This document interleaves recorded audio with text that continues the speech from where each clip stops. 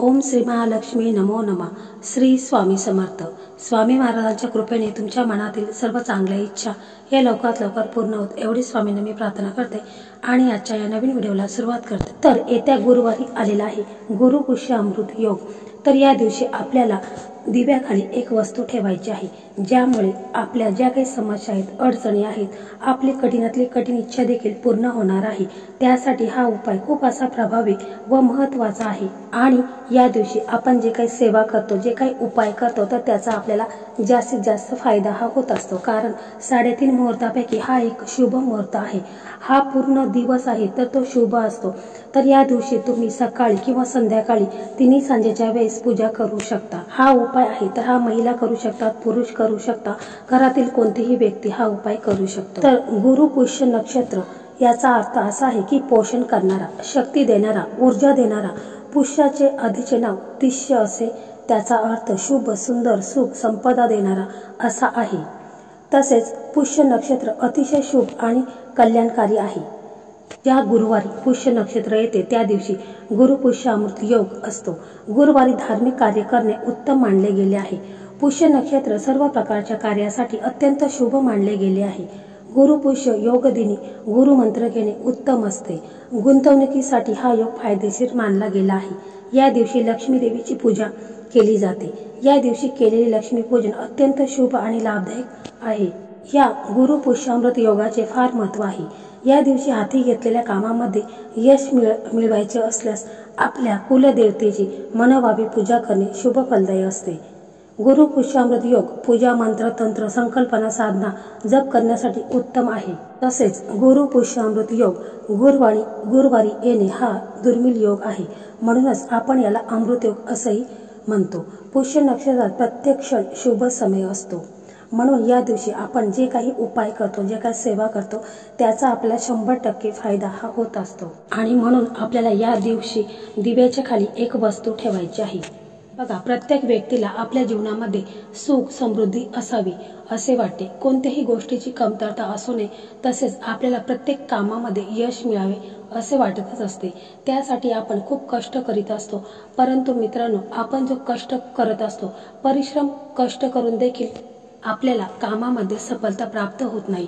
तसेच आपण सुखी जीवनाचा आनंद देखील आपणाला घेता येत नाही।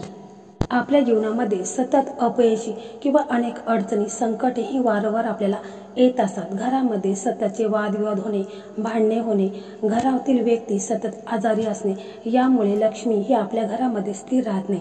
आलेला पैसा आपल्याकडे टिकत नाही, कोणत्या ना कोणत्या कारणातून तो बाहेर जात असतो, पैसा आपल्याकडे टिकत नाही। आणि म्हणूनच आपल्याकडे जी प्राप्त झालेली लक्ष्मी आहे, तर तिला स्थिर ठेवण्यासाठी आपल्याला हा प्रभावी आणि चमत्कारी उपाय करायचा आहे। तसेच आपल्या घरामध्ये शांतता ठेवायची आहे, घराची स्वच्छता देखील ठेवायची आहे। जिथे शांतता असते तिथे माता लक्ष्मीचा वास असतो। आणि म्हणूनच आपण जो उपाय करणार आहेत, त्यामुळे भाग्य तुमचे बदलू शकते, तुमचे नशीब चमकू शकते। आणि हा उपाय केल्यामुळे आपल्या घरामध्ये सकारात्मक परिणाम आपल्या जीवनावर होऊ शकतो। कारण सकारात्मक ऊर्जा आपल्याला अनेक संकटापासून दूर ठेवते, ज्यामुळे आपल्याला प्रत्येक कामामध्ये यश प्राप्त होईल। आपले कोणतेही अडलेले काम असेल ते देखील पूर्ण होईल। आपले दुर्भाग्य सौभाग्यात बदलेल। आपली कठीणातली कठीण इच्छा देखील पूर्ण होईल। तर बघा, व्हिडिओमध्ये सांगितल्याप्रमाणे हा उपाय कोणीही करू शकतो, परंतु हा उपाय आपण सकाळी करू शकता, संध्याकाळी करू शकता। जर संध्याकाळी करणार असेल तर 6 ते 8 वाजेपर्यंत तिन्ही सांजेच्या वेळेस आपल्याला हा उपाय करायचा आहे। कारण माता लक्ष्मीच्या आगमनाचा वेळ असते आणि या वेळेसच आपण हा उपाय करायचा आहे। हा उपाय आहे तर हा उपाय महिला करू शकतात, पुरुष करू शकतात, घरातील कोणतीही व्यक्ती हा उपाय करू शकतात। तर यासाठी आपल्याला एक दिवा लागणार आहे। तुमच्याकडे जर तांब्याचा किंवा पितळेचा दिवा असेल तर तो घ्यायचा आहे, किंवा तुमच्याकडे जर मातीची पंती असेल तर ती देखील घेतली तरी देखील चालेल। तर हा उपाय आपण आपल्या देवघरासमोर बसूनच करायचा आहे। त्यापूर्वी आपण तुळशी मातेला एक दिवा लावायचा आहे। तिथे आपण ओम नमो भगवते वासुदेवाय नमः हा मंत्र म्हणायचा आहे आणि तुळशी मातेला दिवा लावायचा आहे, अगरबत्ती लावायची आहे आणि मग आपण आपल्या देवघरासमोर बसायचं आहे। प्रथम आपण हळद कुंकू लावून घ्यायचे आहे आणि मग आपण 2 वातींची एक वात करायची आहे, म्हणजे आपल्याला ह्या दिव्यामध्ये जोड वात टाकायची आहे। जोड वात म्हणजे जीवा आणि शिवाचे प्रतीक मानले आहे। तर तुम्ही कधीही दिवा लावत असाल तर अशीच जोड वात ही टाकायची आहे। तसेच आपल्याला यासाठी शुद्ध गाईचे तूप लागणार आहे। जर तुमच्याकडे गाईचे तूप नसेल तर म्हशीचे तूप घेतले तरी देखील चालेल, किंवा तिळाचं तेल असेल तर अतिउत्तम, तिळाचं तेल देखील तुम्ही वापरू शकता। जर यापैकी कोणतेही तेल तुमच्याकडे नसेल तर मग तुम्ही रोज आपण दिव्यासाठी जो तेल वापरतो तो वापरला तरी देखील चालेल, परंतु शक्यतो तुम्ही गाईचं तूप वापरला तर अतिउत्तम, कारण हा लक्ष्मी प्राप्तीसाठी आपल्याला उपाय करायचा आहे। तर तुम्ही तूप हे अवश्य वापरावे, किंवा तिळाचं तेल वापरला तरी देखील चालेल। त्याच्यानंतर बघा, आपण हा दिवा प्रज्वलित करून घ्यायचा आहे आणि त्याच्यानंतर एक प्लेट घ्यायची आहे। त्या प्लेटीवरती आपल्याला हळद कुंकू आणि थोडंसं तूप टाकून एक स्वस्तिक चिन्ह काढायचं आहे।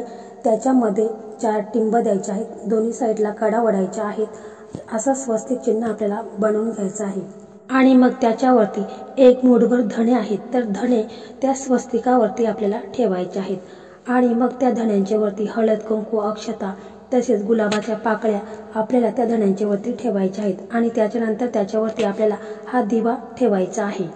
आणि मग दिवेला देखील आपल्याला हळद कुंकू अक्षता फुलं अर्पण करायचे आहेत, नमस्कार करायचा आहे आणि हा दिवा आपण आपल्या लक्ष्मी मातेच्या मूर्तीसमोर फोटोसमोर आपल्याला ठेवायचा आहे। त्याच्यानंतर तुम्हाला महालक्ष्मी अष्टक हे तुम्हाला 21 वेळा म्हणायचं आहे, किंवा तुम्ही कनकधारा स्तोत्र किंवा श्री सुक्तमचा देखील पाठ करू शकता। जर तुम्हाला बोलता येत नसेल तर तुम्ही श्रवण करू शकता, किंवा तुम्ही मोबाईलवरती लावून ते श्रवण केलं तरी देखील चालेल। परंतु या दिवशी आपल्याकडे जेवढी सेवा करता येईल तेवढी आपण या दिवशी करायची आहे। माता लक्ष्मीला प्रसन्न करून घेण्यासाठी आपल्याला ही सर्व सेवा करून घ्यायची आहे। त्याच्यानंतर आपण ओम नमो भगवते वासुदेवाय नमः हा मंत्र देखील 21 वेळा म्हणायचा आहे, कारण जिथे श्री हरी विष्णू असतात तिथे माता लक्ष्मी असते आणि म्हणून आपल्याला ह्या दोघांना प्रसन्न करून घ्यायचा आहे, त्यांचा आशीर्वाद आपल्याला मिळवायचा आहे। आणि मग आपण हात जोडून माता लक्ष्मी पुढे आपल्या मनामध्ये जे काही अडचणी आहेत, संकट आहेत, ज्या काही तुमच्या जीवनामध्ये समस्या आहेत त्या संपूर्ण मनापासून श्रद्धेने तुम्हाला बोलायच्या आहेत। तुमची कोणतीही समस्या असू द्या, कितीही कठीणातली कठीण इच्छा असू द्या, ती पूर्ण होणार आहे। खूप प्रभावी आणि चमत्कारी उपाय आहे। तुमच्या घरामध्ये धनाचा काही प्रश्न असेल, म्हणजे पैशा संदर्भात काही अडचणी असेल, समस्या असतील, मुलांच्या नोकरीबाबत असू द्या किंवा विवाहाबाबत असू द्या, या तुम्हाला संपूर्ण मनापासून श्रद्धेने तुम्हाला हात जोडून बोलायचं आहे। आणि हा जो दिवा आपण ठेवलेला आहे तर ह्या दिव्यामध्ये इतकं तूप तुम्ही टाकायचं आहे की जेणेकरून हा दिवा किमान 1 तास तरी टिकेल, प्रज्वलित राहील। अशा हेतूनेच तुम्हाला दिव्यामध्ये तूप किंवा तेल एवढं टाकायचं आहे, किंवा अर्धा तास जरी दिवा प्रज्वलित राहिला तरी देखील चालेल, परंतु दिवा हा शक्यतो 2-3 तास तरी प्रज्वलित राहतो। जर दिव्यामध्ये तूप आपण भरपूर टाकलं तर दिवा हा 2-3 तास प्रज्वलित राहतो। आणि जे आपण दिव्या खाली धणे ठेवलेले आहेत, तर धणे म्हणजे धन आकर्षित करून घेण्याचं काम हे धणे करत असतात। माता लक्ष्मीला धणे हे अत्यंत प्रिय आहेत आणि यामुळे माता लक्ष्मी देखील आपल्या घरामध्ये वास करेल। तर बघा, नंतर या धण्यांचं काय करायचं आहे, तर बघा दुसऱ्या दिवशी आपण जेव्हा आंघोळ वगैरे झाल्यानंतर हे जे धणे आहेत तर ते धणे आपण घ्यायचे आहेत, कारण ते धणे अभिमंत्रित झालेले आहेत। तर हे धणे एखादा लाल कापड घ्यायचा आहे आणि त्या धण्यांच्या मध्ये आपल्याला 1 रुपयाचं नाणं, 2 अखंड लवंगा ठेवायच्या आहेत, 1 हिरवी वेलची ठेवायची आहे आणि त्याची पोटली करायची आहे। जर तुमचं दुकान असेल, व्यवसाय असेल तर तुम्ही 2 पोटल्या करायच्या आहेत। एक तुमच्या व्यवसायाच्या जिथे गल्ला असतो, म्हणजे पैसे जिथे ठेवतो तिथे आपण 1 पोटली ठेवायची आहे। 1 पोटली आपण आपली तिजोरी आहे जिथे आपण सोनं नाणं पैसा ठेवतो तिथे 1 पोटली आपल्याला ठेवायची आहे। तर खूप असा प्रभावी आणि चमत्कारी उपाय आहे। तर हा उपाय तुम्ही गुरुपुष्यामृत योग या दिवशी अवश्य करून बघा, याचा रिझल्ट तुम्हाला 100% चांगलाच लागेल। तर मंडळी, अशा प्रकारे आजचा हा व्हिडिओ होता। हा व्हिडिओ तुम्हाला कसा वाटला कमेंटमध्ये नक्की सांगा। व्हिडिओ आवडला तर व्हिडिओला लाईक करा, शेअर करा आणि चॅनलला सबस्क्राईब करा। धन्यवाद।